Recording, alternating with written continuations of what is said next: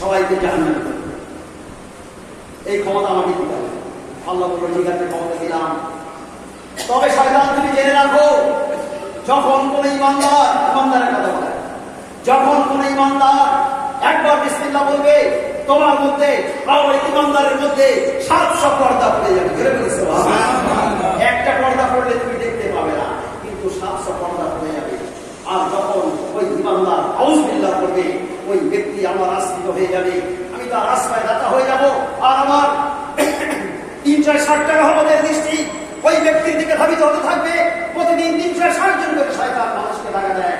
যখন সে আউযুবিল্লাহ বলে নেয়, 360 জন করে শয়তান ধ্বংস হয়ে যায়। তাহলে এখানে ইমানদারের কথা বলা হয়। ইমানদার কারা? যারা নামাজি, মুত্তাকি, ঠিক কিনা ভাই? অনেকে বলে যে আমি নামাজ পড়ি না, আমার ইমান খুব মজবুত আছে। তার ইমান কিছু নেই।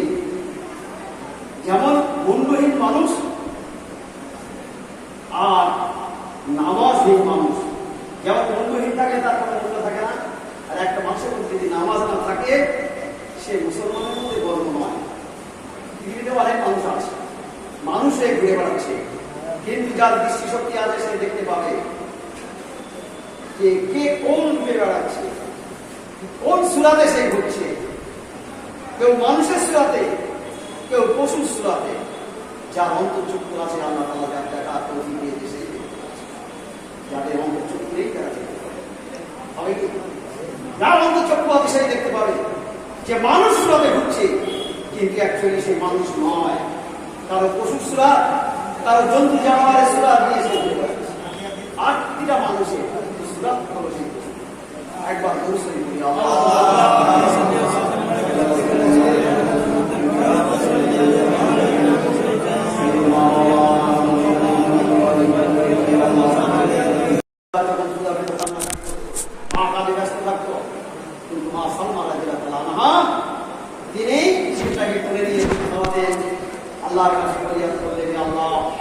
এই সুন্দর চেহারা বাচ্চাটাকে আল্লাহ তোমার একজন বন্ধু বানিয়ে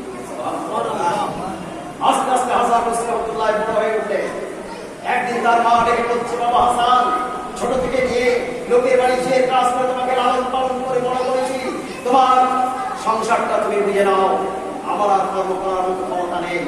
মায়ের কথা শোনার পর হাসান রহমাতুল্লাহ বড় কষ্ট হলো। বলছে, মা তুমি আর কোনো চিন্তা করো না, তোমার হাসান এখন অনেক বড় হয়ে গিয়েছে, সে দুনিয়ার সম্পর্ক কোথায় আছে সে দেখতে চায়। আর হাসান রহমাতুল্লাহ কি বললেন, তিনি রোম সাম্রাজ্যে চলে গেলেন। সেখানে গিয়ে একজন উজিরের সঙ্গে বন্ধুত্ব করলেন। তারপর হিরিন জহর মরিবুদ্ধর ব্যবসা শুরু করে দিলেন। বেশ কিছু দিনের মধ্যে স্বর্গের মালিক হয়ে গেল। একদিন তার বন্ধু বলছে, ভাই বেশ কিছুদিন হয়ে গেল, আমরা ব্যবসা নিয়ে বড় ব্যস্ত আছি, চলুন আসলে আমরা এখন একটা জায়গায় বেড়াতে যাবো, যে জায়গার কোনো উদ্দেশ্য দেখলে আমাদের মনে ভালো লাগবে, আবার আমরা এসে মনে দিয়ে ব্যবসা শুরু করবো। বন্ধুর কথা বন্ধু শোনে, তাই বন্ধুর ঘোড়ার পেটে সওয়ার হয়ে দুই বন্ধু রওনা হয়ে গেল। কিছু দূর যাওয়ার পর সুন্দর একটা তাঁবু দেখা গেল। সেই তাঁবুর চারিদিকে রোম সাম্রাজ্যের সেনাবাহিনীরা অস্ত্র শস্ত্র নিয়ে ঘুরছে আর কি যেন বলছে। বলতে বলতে তারা এখন চলে গেল একদল বিদ্যান ব্যক্তি ওই তাঁবুর চারিদিকে ঘুরছে আর কি যেন বলছে। বলতে বলতে তারা এখন চলে গেল একদল সুন্দরী নারী সোনা তারা মাথায় নিয়ে ঢুকে জহর মাথায় নিয়ে ওই তাঁবুর চারিদিকে ঘুরছে আর কি যেন বলছে। বলতে বলতে তারা এখন চলে গেল স্বয়ং সম্রাট একজন উজির সেই তাঁবুর মধ্যে ঢুকে গেল। কিছুক্ষণ পর তারাও যেন কি বলতে বলতে চলে গেল। হাসান বসরি রহমাতুল্লাহ বললেন, বন্ধু এই বিষয়টা আমি বুঝতে পারলাম না, একটু খুলে বলুন। তখন বললেন, বন্ধু নাহলে শোনো, এই যে রোম সাম্রাজ্যের সম্রাট, তার একটাই মাত্র সন্তান ছিল। যখন তার বিয়ের বয়স হয়েছে, তো সম্রাট ঘোষণা করলো, এই রোম সাম্রাজ্যের অধিবাসীরা আমার এই যুবরাজের জন্য একটা সুন্দরী নারীর সম্পদ দিতে পারবে, আমি তাকে পুরস্কার। তাই রোম সাম্রাজ্যের কিছু মানুষ সুন্দরী নারীর মধ্যে বেরিয়ে পড়লেন। সুন্দরী নারীর সংবাদ দিয়ে যখন রাজপ্রাসাদে এসে হাজির হলেন, দেখা গেল রাজপ্রাসাদে শুধু কান্না হাহাকার। এবার সেই যুবরাজের এমন একটা অসুখ হয়েছিল, ডাক্তার কবিরাজ দেখিয়ে তার ভালো হয়নি, শেষ পর্যন্ত সেই রোগে তার মৃত্যু তার একটা সন্তানের মৃত্যু হয়েছে, কিন্তু প্রজারাও তার সন্তান। তাই প্রজাদের উদ্দেশ্যে বাদশা বললেন, হে আমার প্রজাপতিরা, তোমরা কান্না বন্ধ করো, আমার একটা সন্তানের মৃত্যু হয়েছে, তোমরা যে লক্ষ প্রজা আমার সন্তান, তোমরা বেঁচে আছো, তোমরা এক কাজ করো, আমার সন্তানের জন্য একটা মৃত্যুবার্ষিকী পালন করো। তোমরা জানবে তোমাদের হৃদয় পেয়ে আমার যুবরাজ বেঁচে আছে। সেদিন থেকে তার মৃত্যুবার্ষিকী পালন করা হয়। আর সেই মৃত্যুবার্ষিকী পালন করতে গিয়ে সেই সাম্রাজ্যের সেনাবাহিনীরা সর্বপ্রথম ওই তালুর চারদিকে ঘুরতে থাকে আর বলতে থাকে, এই যুবরাজ, আমাদের সমস্ত শক্তি দিয়ে যদি তোমাকে বাঁচানো সম্ভব হতো আমরা চেষ্টা করে বাঁচাতাম, কিন্তু এমন একটা শক্তি তোমার গ্রাস করেছে যে শক্তির কাছে আমরা পরাজিত, তাই আমরা তোমাকে বাঁচাতে পারিনি। যুবরাজ, তুমি আমাদেরকে ক্ষমা করো। একদল বিদ্যান ব্যক্তি তারা বলছে, আমাদের বিদ্যাবুদ্ধির দ্বারাই, আমাদের হেবুদের দ্বারাই যদি তোমাকে বাঁচানো সম্ভব হতো যুবরাজ, আমরা চেষ্টা করে বাঁচাতাম, কিন্তু এমন একটা শক্তি তোমার গ্রাস করেছে যে শক্তির কাছে আমরা পরাজিত, তাই আমরাও তোমাকে বাঁচাতে পারিনি। যুবরাজ, তুমি আমাদেরকে ক্ষমা করো। একদল সুন্দরী নারী সোনার দানা মাথায় নিয়ে বলছে, এই যুবরাজ, এই সোনা ঘিরে যাওয়ার মানে মুক্তর বিনিময়ে আর আমাদের রূপ লাবণ্যের বিনিময়ে যদি তোমাকে বাঁচানো সম্ভব হতো, এই যুবরাজ আমরা চেষ্টা করে বাঁচাতাম, কিন্তু এমন একটা শক্তি তোমার গ্রাস করেছে যে শক্তির কাছে আমরা পরাজিত, তাই আমরাও তোমাকে বাঁচাতে পারিনি। যুবরাজ, তুমি আমাদেরকে ক্ষমা করো। স্বয়ং বাদশাহ আগুনের মধ্যে ঢুকে গিয়ে বলছে, এই যুবরাজ, আমার এই রোম সাম্রাজ্যের বিনিময়ে হলো যদি তোমাকে বাঁচানো সম্ভব হতো আমি চেষ্টা করে বাঁচাতাম, কিন্তু এমন একটা শক্তি তোমার গ্রাস করেছে যে শক্তির কাছে তোমার পিতার শক্তি পরাজিত, তাই তোমার পিতাও তোমাকে বাঁচাতে পারেনি। এই যুবরাজ, তুমি আমাকে ক্ষমা করো। হাসান বসরি রহমাতুল্লাহ বললেন, বন্ধু, যে শক্তির কাছে সবাই পরাজিত হয়ে গেল সেই শক্তিটা কার শক্তি? তার যে বন্ধু বলেছিল এই শক্তিটা হলো মহান আল্লাহ তাআলার। একবার জোরে বলি সুবহানাল্লাহ। আল্লাহর শক্তির কাছে সমস্ত শক্তি লাগানো। হাসান বসরি রহমাতুল্লাহ বললেন, বন্ধু, এতদিন ধরে এই সম্পদ আমি সঞ্চয় করেছি, এটা আমার আর দরকার নেই, আপনি এটা নিয়ে নিন। আর ওই শক্তিটা কি আছে ওটাই আমি দেখতে চাই।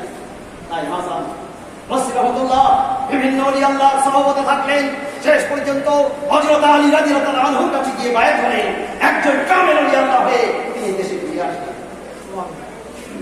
যখন তিনি দেশে ফিরে আসলেন, সে দেশের বাদশা সুলতান মাহমুদ কয়েক হাজার স্বর্ণ মুদ্রা নিয়ে হাসান বসরি রহমাতুল্লাহর দরবারে গিয়ে হাজির হলেন। গিয়ে বলছে, হুজুর, আমি এদেশের বাদশা, আমি সুলতান মাহমুদ, আমি এদেশের বাদশা, আমি কয়েক হাজার স্বর্ণ মুদ্রা এনেছি আপনাকে নজরানা দেওয়ার জন্য, যদি আপনি এটা নেন আমি বড় খুশি হয়ে যাব। হাসান বসরি রহমাতুল্লাহ বললেন, বাদশা, আজকের দিনের জন্য আপনি আমার মেহমান আছেন। তো একটা মেহমান যখন কারো বাড়িতে যায়, একটা বসার জায়গা দেওয়া হয়, সাধ্য মতো কিছু খাওয়ার ব্যবস্থা করা হয়, ঠিক কিনা ভাই? এখন হাসান বসরি রহমাতুল্লাহ বললেন, দেখুন, আপনি তো বাদশা মানুষ, নরম ঘিয়ের লুচি, কষা মাংস আপনার খাওয়া, আমার কাছে সেরকম কোনো ব্যবস্থা নেই। আমার জন্য একটা খাবার জন্য রুটি আছে, মেহমান হিসাবে যদি আপনি এটা গ্রহণ করেন আমি হাসান বসরি রহমাতুল্লাহ বড় খুশি হব। সঙ্গে সঙ্গে বাদশা হাত পেতে নিলেন, নিয়ে খাওয়া শুরু করে দিলেন। হাসান বসরি রহমাতুল্লাহ বলছেন, বাবা, এটা তো বাদশাহী খানা নয়, প্রকৃতি খানা, নিশ্চয়ই আপনার খেতে বড় কষ্ট হচ্ছে। বলছে, হ্যাঁ হুজুর, এটা এতই শক্ত আমি খেতে পারছি না, গলায় বেঁধে যাচ্ছে। সে বাদশা, এটা তোমার গলায় বেঁধে যাচ্ছে, আর তুমি যে স্বর্ণ মুদ্রা এনেছো ওটা আমার অন্তরে বেঁধে যাচ্ছে।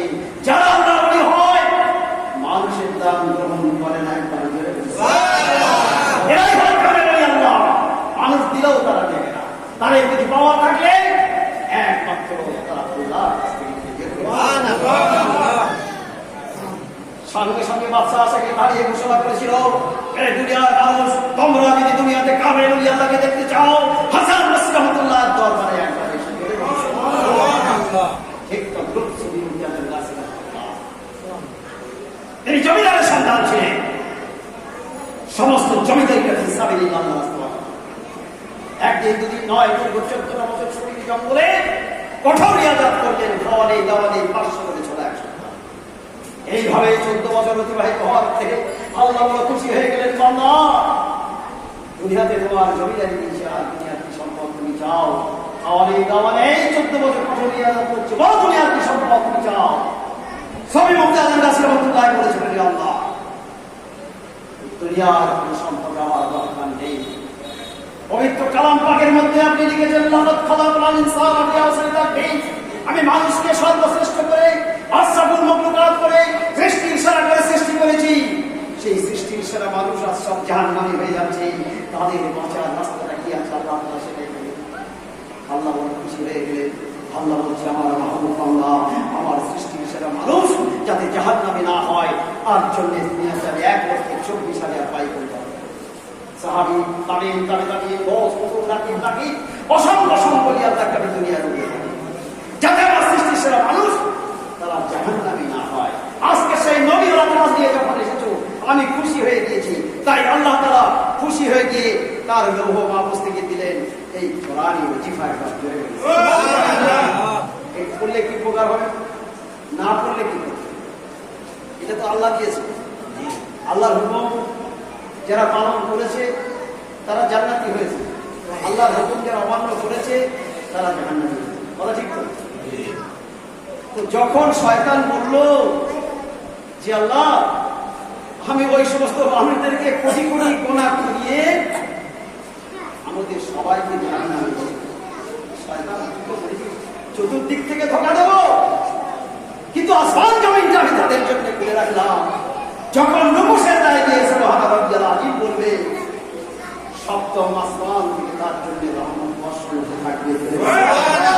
যখন শেষ দায় দিয়ে সুবহান রাব্বিয়াল আলা, যখন সে বলবে সপ্তম আসমান থেকে তার রহমত বর্ষণ হতে থাকবে।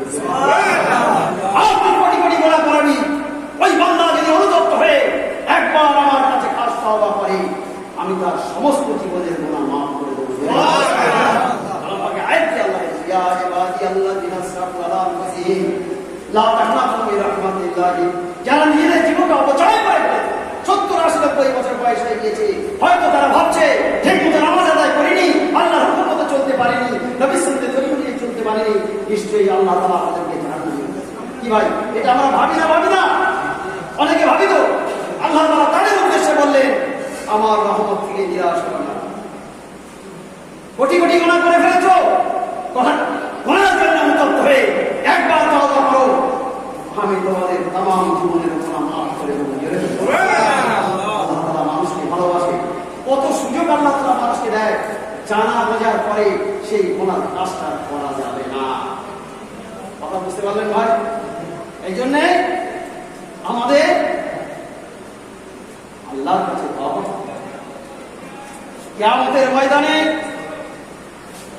একদল লোক নাকি পাহাড় নিয়ে কিয়ামতের ময়দানে হাজির হবে, আল্লাহ দেখে খুশি হয়ে যাবে।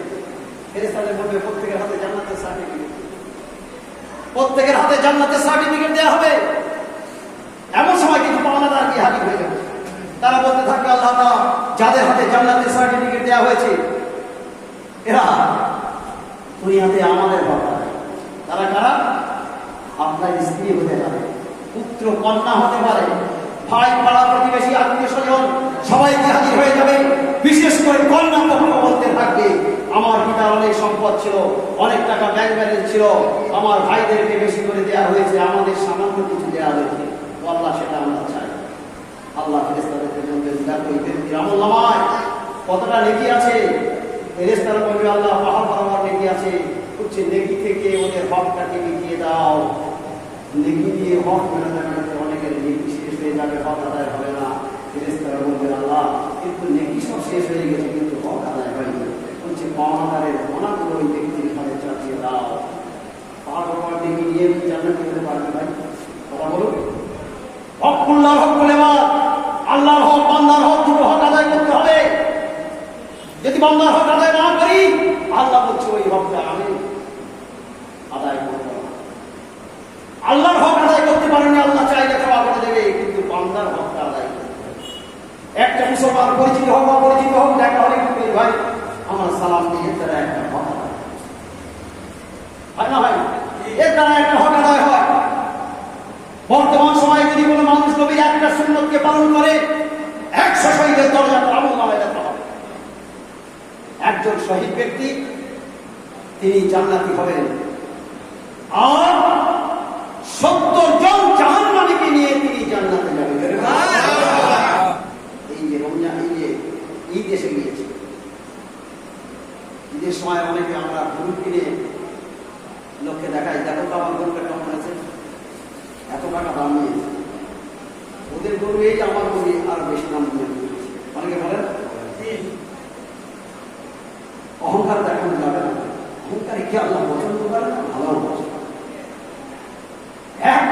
সাবিলিল্লাহ, আল্লাহর জন্য সমস্ত কিছু, যে আল্লাহকে খুশি করার জন্য আমি এই কুরবানি করেছি। তাহলে আপনার কুরবানিটা জায়েজ হবে, আল্লাহ খুশি হয়ে যাবে, কুরবানি কবুল হয়ে যাবে। আর যখন কুরবানিটা কবুল হয়ে যাবে, আপনার তামাম জীবনের গুনাহটা মাফ হয়ে যাবে। আর ওই কুরবানির পর যত লোক খাবে তাদের জীবনের গুনাহ মাফ হয়ে যাবে। যদি আপনি হারাম পয়সায় গরু এনে কুরবানি দেন, নেকির পরিবর্তে সাজা হবে। যত লোক খাবে আপনার আমলনামায় নেকির পরিবর্তে গুনাহ লেখা হবে, অর্থাৎ সাজা হবে। সাজা হলো তার জাহান্নাম। হালাল পয়সা দান করেছেন, তার বিনিময়ে হলো জান্নাত। এই রমজান মাস চলে গেল, আল্লাহ বলছে একটা কাজ যদি কেউ সঠিকভাবে করতে পারে তার বদলা আমি নিজে হাতে দেব। দুনিয়ার যত কাজ করে মানুষ সেই নেকির বদলা আমি ফেরেশতার মাধ্যমে দিয়ে থাকি। আর যদি কোনো মানুষ একটা রোজা ঠিক মতো আদায় করে, তার বদলা আল্লাহ বলছে আমি নিজে হাতে দিই। তার বদলা হলো কি? জান্নাত। একটা রোজার মূল্য কত, আর একটা কুরবানির মূল্য কত, আর একটা হজ বোঝে যদি আল্লাহকে খুশি করার জন্য হজ করা হয়, সেই হজটা আল্লাহ দরবারে কবুল হবে, যেমন আল্লাহ খুশি হবে। এই জন্য আমি হজ করছি, দুনিয়ার মানুষকে দেখাবার জন্য নয়, লোকে যে আমাকে হাজী সাহেব বলবে, সম্মান করবে, এজন্য নয়, আমি আল্লাহকে খুশি করার জন্য আমি হজে যাচ্ছি। আর তারা তখন কি করে? সেই হজের ময়দানে গিয়ে তারা আল্লাহ আমি হাজির আছি, আল্লাহ আমি দুনিয়ার সমস্ত কিছু ত্যাগ করে তোমাকে পাওয়ার জন্য আল্লাহ আমি এখানে এসেছি। আল্লাহ তুমি একবার দেখা দাও। আল্লাহ ফেরেশতাদের বলতে থাকে, ও মালাইকা ফেরেশতারা ওদেরকে বলে দাও কিয়ামতের ময়দানে আমি পূর্ণিমার চাঁদের মতো হয়ে ওদের সঙ্গে সাক্ষাৎ করব। পূর্ণিমার চাঁদের মতো তারা দেখতে পাবে আমাকে। আর এটাও বলে দাও ওই ওদের নামটা আমি হাজির দপ্তরে লিখে দিলাম। আল্লাহ যারা নামটা হাজির দপ্তরে লিখে দিয়েছে তার জীবনের সমস্ত গুনাহ মাফ হয়ে গিয়েছে। বলছে একটা হজ যদি কবুল হয়ে যায়, এরকম 10টা পৃথিবীর সম্পদ যদি তাকে দেওয়া হয়, হজের সমান হবে না। হজটা কি আছে ভাই? সেই হজটা করতে হবে হালাল পয়সা। লক্ষ লক্ষ টাকা খরচা করে হজে যাচ্ছেন, 1 টাকা যদি হারাম পয়সা থাকে তার হজ কবুল হবে না। একজন গরিব মানুষ হজে যাওয়ার নিয়ত করেছে, কিন্তু অর্থের অভাবে সে হজে যেতে পারেনি, তার মৃত্যু হয়ে গিয়েছে। আল্লাহ তাআলা মালায়েকা ফেরেশতাদেরকে বললেন, এই ব্যক্তির আমলনামায় একটা মকবুল হজের সওয়াব লিখে দাও। ফেরেশতারা বললেন, আল্লাহ সে তো হজ করেনি। বলছে হজ করেনি কিন্তু নিয়ত করেছে, অর্থের অভাবে যেতে পারেনি, তাই একটা মকবুল হজের সওয়াব ওই ব্যক্তির আমলনামায় লিখে দাও। যে ব্যক্তিরা লক্ষ লক্ষ টাকা খরচা করে হজে গেল, যদি 1 টাকা পরিমাণ হারাম পয়সা থাকে হজটা কবুল হবে না। আর একজন ব্যক্তি শুধু নিয়ত করেছে গরিব মানুষ, আল্লাহ খুশি হয়ে গিয়ে একটা মকবুল হজের সওয়াব তার আমলনামায় লিখে দিল। এই তো হলো হজ ভাই। কোন এক সময় লক্ষ লক্ষ মানুষ হজে গিয়েছে, দুজন ফেরেশতা বলা করছে কতজন লোক এসছে, বলছে 6 লক্ষ হাজি হজ করেছে, কিন্তু কারো হজটা কবুল হয়। বলছি একজন ব্যক্তি হজে আসেনি, তার ওসিলায় আল্লাহ তাআলা 6 লক্ষ হাজি হজটা কবুল করে নিয়েছে। বলছে সেই ব্যক্তিটাকে, একজন ব্যক্তি তিনি হজে যাওয়ার নিয়ত করেছে, টাকা পয়সা সংগ্রহ করেছে, তার স্ত্রী ছিল হামেলা। তার স্ত্রী বলল, দেখো তুমি তো আগামীকাল হজে যাবে, কিন্তু পাশের বাড়ি গোশ রান্না হচ্ছে, গোশের সেন্ট পাচ্ছি, আমার বড় খাওয়ার আশা হয়েছে, একটু গোশে দিতে হবে। বলছে আমি গরিব মানুষের বিধবা গরিব মানুষের বাড়ি বলছে না, আমার বড় আশা হয়েছে। স্ত্রী বলেছে যখন, তিনি মান সম্মানকে সরিয়ে দিয়ে তিনি গেলেন তাদের বাড়ি। সে মা কি দোষ আমাকে দিতে হবে? আমার স্ত্রী হামেলা ওই বিধবা মহিলা বলেছিল, বাবা এটা তোমাদের জন্য হালাল নয়, আমার সন্তানের 1 সপ্তাহ খাওয়া হয়নি, ওই মরা গাদার মানুষের রান্না করে দিয়েছে, এটা তোমাদের জন্য হালাল নয়। সেই লোক বলছিল, আমার হজে যাওয়ার দরকার নেই, সমস্ত টাকা নিয়ে ওদেরকে বললো ওইটা ফেলে দাও, এই টাকা দিয়ে তোমরা আহার করো।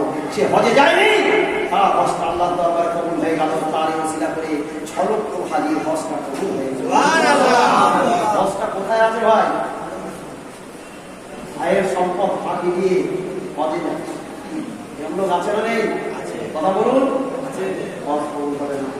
একজন ব্যক্তি আমাকে হজে মজলিস হবে দাওয়াত করতে এসেছে। বললাম হাজি সাহেব, নিজের ভাই মনে করে কয়েকটা কথা জিজ্ঞাসা করবো, যদি কিছু মনে না করেন। বলছে না না বলুন ভাই। আমি বলছি আপনার কোনো জমি বন্ধক আছে? বলছে না। কোনো সুদের লেনদেন আছে? বলছে না। ব্যাংকে টাকা আছে? বলছে হ্যাঁ। সুদের টাকা ছিল কি করেন? ওইভাবে আছে। এইভাবে থাকলে তো হবে না। আপনি একটা কাজ করুন, একটা পরামর্শ দিচ্ছি, আপডেট করে দেখুন কত টাকা সুদ হয়েছে। সুদটা তুলে কাটছে দিয়ে খাইয়ে পরিষ্কার পরিচ্ছন্ন হয়ে আপনি কাজে চলে যান। আপনি চাষি মানুষ, চাষ করেন, দুষ্কো মানে ধানটা ছড়িয়ে দেন না। সুন্দরভাবে জমি পরিষ্কার পরিচ্ছন্ন করে তারপর কাজ করা হয়। তারপর আগাছা গুলোর জন্য আবার পরিষ্কার করা হয় দুনিয়ায় ফসল পাওয়ার জন্য। আপনি আখেরাতে চাষ করতে যাচ্ছেন, আপনি পরিষ্কার হয়ে যাবেন না? বলছে ভাই এখন আর আমার সময় নেই। নিয়ত করুন, ঘুরিয়ে এসে আমি সোজা করবো, নিয়তের বিচার হবে সেটা। কিন্তু এটা তো তিনি করলেন না, নিয়তটাও করলেন না। তারপর উনি যে এবার আমাকে বললেন আমি দাওয়াত দিচ্ছি ভাই আপনি যাবেন। আমরা যাবো, তবে আপনার বাড়ি খেতে পারবো না, কারণ আপনার সুদের লেনদেন রয়েছে। জেনে শুনে যদি কোনো মানুষ খায় তার ইমান আমলটা ধ্বংস হয়ে যাবে। আমরা তো দুনিয়াতে দেখি থেকে গোনা করি, হাজার হাজার লোকের কাছ থেকে চাঁদা নিয়ে, নামাজি বেনামাজি সুদখোর মদখোর সবার কাছ থেকে পয়সা নিয়ে আমরা অনেক সময় বিরিয়ানি করে খাই। খাই না? খাই না? ইমান আমল থাকবে বলে মনে হয় ভাই? কথা বলুন। আল্লাহ বলছি সারা বিশ্বের মানুষকে আল্লাহ তাআলা বললেন তোমাদের জন্য বৈধ পবিত্র খাবার যেখানে কিছু থেকে ভক্ষণ করো। আল্লাহ রাসূল বললেন যদি তোমরা হালাল খাদ্য না খাও তোমাদের কোনো ইবাদত বন্দেগী আল্লাহর দরবারে কবুল হবে না। একটা লোকমা যদি হারাম খাও 41 দিন তোমাদের কোনো ইবাদত বন্দেগী আল্লাহর দরবারে কোথায় আছি ভাই? আল্লাহর হুকুম মানতে হবে না? হবে না? কথা বলুন। অবশ্যই মানতে হবে, দুনিয়াতে ভুল হবে। আজকে আদম আলাইহিস সালাম ভুল করেছেন, 350 বছর ধরে কেটেছেন, তারা চোখে পানি গাছপালা জমে গেছে, ওরা মাফ হয়নি। আল্লাহ তাআলা জিবরাইলকে পাঠালেন, যাও জিবরাইল আমার নবীকে বলো আরাফাতের ময়দানে গিয়ে তওবা করতে। আল্লাহর একটা উদ্দেশ্য ছিল, আরাফাতের ময়দানে গিয়ে যখন তওবা করলো তার তওবা কবুল হয়ে গেল, তারা মাফ হয়ে গেল। তাই আজকে সারা বিশ্বের মানুষ সেই আরাফাতের ময়দানে গিয়ে যখন তওবা করবে সেই তাদের জীবনের গুনাহ মাফ হয়ে যাবে। সমস্ত কিছু আল্লাহ এই সমস্ত সব লিস্ট করে পৃথিবীর সৃষ্টি হওয়ার 50,000 বছর আগে আমরা খাতায় লিখে দেব। আমরা সাধারণ মানুষ 50,000 বছর আগে আল্লাহ তাআলা কলমকে সৃষ্টি করলেন আর বললেন যে কলম তুমি লিখতে থাকো। কলম লিখছে, একদিন বলছে দেখো লা ইলাহা ইল্লাল্লাহ মুহাম্মাদুর রাসূলুল্লাহ, কলম আর লেখে না। একবার দুবার তিনবার বলল, কলম লেখে না। আল্লাহ তাআলা একটা ধমকি দিলেন, কলমের মাথা কেটে গেল। তারপর কলম লিখতে শুরু করলো। কলম সৃষ্টির পর থেকে আজ পর্যন্ত একবার দুবার করতে হয়নি, আজকে 3বার বলার পর সে লিখিনি। যখন আপনি ধমকি দিলেন তার মাথা ফেটে গেল, আবার সে লিখতে শুরু করলো। এর কারণটা কি? আল্লাহ তাআলা বললেন কলমকে জিজ্ঞাসা করো। আল্লাহ তাআলা কলমের জবানটা খুলে দিলেন, কলমকে জিজ্ঞাসা করা হলো। কলম বলছে আল্লাহ তাআলা নামের সঙ্গে কার নাম? মহান আল্লাহর সঙ্গে কারো নাম লেখা আমার পক্ষে সম্ভব নয়। আল্লাহ তাআলা হলেন মহাপবিত্র, তিনি সর্বশক্তিমান, তাই আমি লিখতে ভয় করেছি। আল্লাহ বললেন থামো কলম, উনি হলেন আমার বন্ধু, তাই আমার বন্ধুর নামটা আমার নামের সঙ্গে থাকবে। যাকে সৃষ্টি না করলে আসমান জমিন চাঁদ সূর্য পাহাড় পর্বত এমনকি কুল কায়নাতকারী সৃষ্টি করতাম না, সেই নবীর নামটা আমার নামের সঙ্গে থাকবে। যে কথাটা বলতে গেলে অনেক দূর চলে গেলাম। এই ওজিফাটা কেন করা হবে? এমন সময় পবিত্র কালাম পাক সেখানে গিয়ে হাজির হয়ে আল্লাহর কাছে বলবে, আল্লাহ যাদের হাতে জান্নাতের সার্টিফিকেট দেওয়া হয়েছে এরা দুনিয়াতে আমার হকটা আদায় করেনি। কালাম পাক সঙ্গে সঙ্গে আল্লাহ তাআলা ফেরেশতাদেরকে বলবেন জান্নাতের সার্টিফিকেট গুলো ফেলে নিয়ে ঘাড় ধাক্কা মারতে মারতে জাহান্নামে নিক্ষেপ করো। এই হাদিস আল্লাহ রাসূল স্বয়ং সাহাবীদেরকে শোনালেন। সাহাবীরা কেঁদে ফেললেন যে আল্লাহ রাসূল কালাম পাকের হকটা কি আছে? আল্লাহ রাসূল বললেন প্রতিটা মুমিন মুসলমান নর নারী প্রত্যেককে প্রতিদিন 100 করে কালাম পাকের আয়াত পড়তে তবেই তার কালাম পাকের হক আদায় হবে। যারা কালাম পাকের 100 করে আয়াত করবে, কালাম পাকের হক আদায় হবে, কালাম পাক তার জন্য সাক্ষী হয়ে যাবে, কালাম পাক তার বন্ধু হয়ে যাবে, তার সঙ্গী হয়ে যাবে। এই কালাম পাক তাকে না নিয়ে জান্নাতে যাবে না। তাহলে কালাম পাকের হকটা আদায় করতে হবে না, হবে না ভাই? এখন কথা হলো, আমরা যারা কালাম পাক করতে জানি, আমরা কালাম পাকের হক আদায় করি। আবার অনেকে সুন্দর কাপড়ে পরে হয় আলমারিতে নয় তাকে তুলে রাখি, দুনিয়ার কাজের ঝামেলায় পড়ার সময় পাই না। কথা ঠিক না বেটি? কোরআনের হক আদায় করলো না। তাহলে যারা কোরআন পড়তে জানে অনেকে আদায় করে হক, কিন্তু যারা পড়তে জানে না কিভাবে হক আদায় করবে? বর্তমান সময় 800 কোটি লোক সারা পৃথিবীতে বসবাস করছে। 100 কোটি লোক যদি জানে, বাকি 700 কোটি লোক জানে না। কিভাবে কালাম পাকের হক আদায় হবে? তাই শরীর মধ্যে আজান নাসির রহমাতুল্লাহ, তিনি এত বড় মুজাদ্দিদ দস্তগীর, তিনি 14 বছর শরীর জঙ্গলে প্রথম দিয়ে আজাদ করে আল্লাহকে খুশি করে আল্লাহর বন্ধু বলেন। আর আল্লাহ তাআলা তার লৌহ মাহফুজ থেকে দিলেন এই কোরআন ওজিফা করে ফেলেছেন। সুবহানাল্লাহ। এই যে রাসূল সাল্লাল্লাহু আলাইহি ওয়াসাল্লামের মাধ্যম দিয়ে শরীর মধ্যে আজান নাসির রহমাতুল্লাহর কাছে পাঠিয়ে দিলেন আর বলে দিলেন, এই দুনিয়ার মানুষগুলো বিনা কাজায় নামাজ পড়ে আর হালাল মাল খাবে, সাধ্যমতো পরেজগারি করবে। আল্লাহ বললেন, পরেজগারকে আমি ভালোবাসি, তাদের দোয়া কবুল করি, আমি কোনো হারাম করে দোয়া কবুল করি না। কথা বুঝতে পারছেন? আর যারা কোরআন করতে জানে না, এই কোরআনী ওজিফার মাধ্যম দিয়ে কোরআনের হকটা আদায় করবে। এর মধ্যে আছে আলহামদুলিল্লাহ শরীফ, সূরা ইখলাস, ফালাক, নাস, দরুদ শরীফ। 5 টাইম নামাজের পরে যদি আপনি একবার আলহামদুলিল্লাহ শরীফ, 3 বার সূরা ইখলাস, একবার ফালাক, একবার নাস, 3 বার দরুদ শরীফ পড়েন, ফায়দাটা কি হলো? 8 খতম 10 পারা কালাম পাকের জিল্লির সওয়াব আপনার আমলনামায় লেখা হবে। 100 পরিবর্তে 150 করে আয়াত পড়া তার পূর্ণ হবে, অর্থাৎ পবিত্র কালাম পাকের হকটা তার আদায় হয়ে যাবে। আর কি হবে? 15 বার দরুদ শরীফ পড়ার কারণে 10 বার দরুদ শরীফ পড়লে তার কবরে আযাবটা আল্লাহ মাফ করে দেয়। কবর হলো শক্ত থাকে, কিন্তু আর কবরে আযাব না হয়, কোনো জায়গায় তার আযাব হবে না। তাহলে আমার মুর্শিদ বললেন 15 বার পড়া দিবে, 10 বার পড়লে আপনার কবরে আযাব মাফ। আর 10 বারের জায়গায় যদি 15 বার পড়েন, আল্লাহ খুশি হবে না বেজায় হবে? আল্লাহ খুশি হবে। আমাদের কাজ তো হলো আল্লাহকে খুশি। তাহলে এখন চিন্তা ভাবনা করে দেখি যে সুফি আজম গাছী রহমতুল্লাহ এটা পেয়েছে, তো আমরা কেন পড়লে এটাই ফায়দা হবে। কোরআনী ওজিফা পড়লে আল্লাহর হুকুম মতো কোরআন পড়া হবে। জোরে বলেছে কোরআনটা কি শুধু আজম গাছী রহমতুল্লাহ? সারা বিশ্বের মানুষ যত দল আছে সবার কিন্তু কোরআনের অনুসারী, ঠিক না?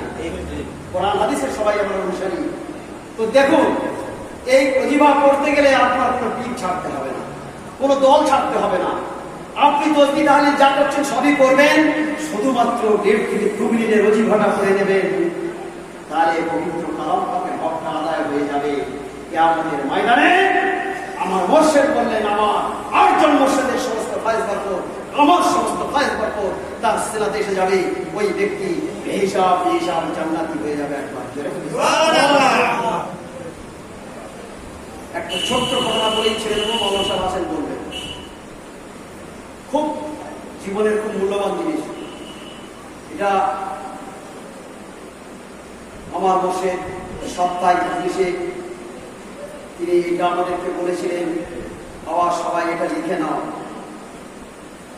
এই লিখেছে জানি না, আমি গুনাহগার এটা লিখে রেখেছি, আপনাদের একটু শোনাব।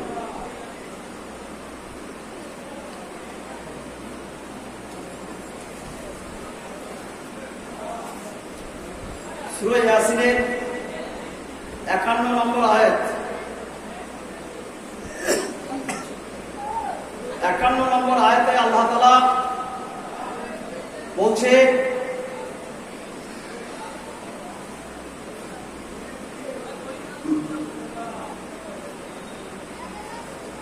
ইসরাফিল আলাইহিস সালাম তিনি সিংহায় মুখ দিয়ে আছে, যখন কিয়ামত হবে সিংহায় ফুঁক দেওয়ার সঙ্গে সঙ্গে কিয়ামত হবে। যখন তিনি সিংহায় মুখ দেবেন, সঙ্গে সঙ্গে সমস্ত পৃথিবীর মানুষেরা কিয়ামতের ময়দানের দিকে দৌড়ে দেবে। 12টা দলে বিভক্ত হয়ে যাবে তারা। প্রথম দল তারা উঠবে কিয়ামতের ময়দানে হাত পা কাটা অবস্থায়। কারণটা কি? যারা আল্লাহ রাসূল বলছেন, যারা প্রতিবেশীর সঙ্গে খারাপ ব্যবহার করতো, ঝগড়াঝাটি করতো, হাতের দ্বারায় কথার দ্বারায় প্রতিবেশী কষ্ট পেত, তাদের হাত পা কাটা অবস্থায় কিয়ামতের ময়দানে হাজির করা হবে, তারা হয়ে যাবে জাহান্নামী। কথা বুঝতে পারলেন? দ্বিতীয় দল পশুর আকৃতি নিয়ে একদল লোক হাজির হবে। তারা কারা? নামাজের রুকু সিজদাগুলো ঠিক মতো আদায় করবে না যারা, পশুর আকৃতি নিয়ে তারা কিয়ামতের ময়দানে। খুব সাবধান হয়ে যাবে। 3 নম্বর দল পাহাড় পর্বতের আকৃতি নিয়ে কিয়ামতের ময়দানে উঠবে, গলায় সাপ বিচ্ছু দংশন করতে থাকবে। এরা কারা? দুনিয়াতে ঠিক মতো জাকাত আদায় করতো না। আমাদের অনেকের অর্থ সম্পদ আদায় ঠিক মতো জাকাত আদায় করি না, লোক দেখানো কিন্তু আদায় করি। 4 নম্বর দল, তাদের মুখ থেকে দুর্গন্ধ বেরোতে থাকবে, মুখখানা পিঠের দিকে থাকবে, আমাদের মুখের সামনের দিকে, তাদের মুখখানা পিঠের দিকে থাকবে। তারা কারা? অসৎ ব্যবসায়ী, মিথ্যে কথা বলে ব্যবসা করতো, মালের দাম বাজার ছাড়া বেশি দিত। এদের সেদিন ওই মুখখানা পিঠের দিকে থাকবে। এই ধোঁকাবাজ ব্যবসায়ীদের ঠিকানা হয়ে যাবে না। 5 নম্বর দল, তাদের শরীরটা পচে যাবে, দুর্গন্ধ বেরোতে থাকবে। এরা গোপনে পাপ কাজ করতো, তওবা না করে এদের মৃত্যু হয়েছে। কবর থেকে তাদের গলায় বিষধর সাপ দংশন করতে থাকবে। ওই সমস্ত লোক সত্যকে গোপন করে মিথ্যা সাক্ষী দিত। 7 নম্বর দল, একদল লোকের জিহ্বার গলা থেকে রক্ত পুষ বেরোতে থাকবে। এরা সত্যকে গোপন করে মিথ্যা সাক্ষী দিত। 8 নম্বর দল, মাথারা তাদের নিচের দিকে থাকবে, পা দুটো উপরের দিকে থাকবে, তাদের লজ্জাস্থান থেকে দুর্গন্ধ বেরোতে থাকবে। এরা কারা? নিজেদের লজ্জাস্থান থেকে হেফাজত করতো না। 9 নম্বর দল, কালো কুৎসিত করে তোলা হবে, পেট থেকে আগুন বেরোতে থাকবে। এরা কারা? এতিমের মাল ধন সম্পদ লুটে পেটে খেত। 10 নম্বর দল, লাঙ্গা খোড়া অবস্থায় একদল লোক উঠবে। তারা কারা? যারা পিতা মাতাকে কষ্ট দিয়েছে। যদি এরকম লোক থেকে থাকে, পিতা মাতার পায়ে ধরে চুম্বন করে ক্ষমা চেয়ে নেব, কিয়ামতের ময়দানে রেহাই পেয়ে যাবেন, না রেহাই পাওয়ার কোনো রাস্তা নেই। 11 নম্বর দল, অন্ধ অবস্থায় একদল লোককে উঠতে দেখা যাবে। তারা হলো মদ পানকারী, আর তারা দুনিয়াতে কোরআন দেখেনি, পড়ে। তাদেরকে অন্ধ করে তোলা হবে। 12 নম্বর দল অতি সমাদরের সঙ্গে কিয়ামতের ময়দানে উঠবে, আর তাদের চেহারা হবে পূর্ণিমার চাঁদের মতন।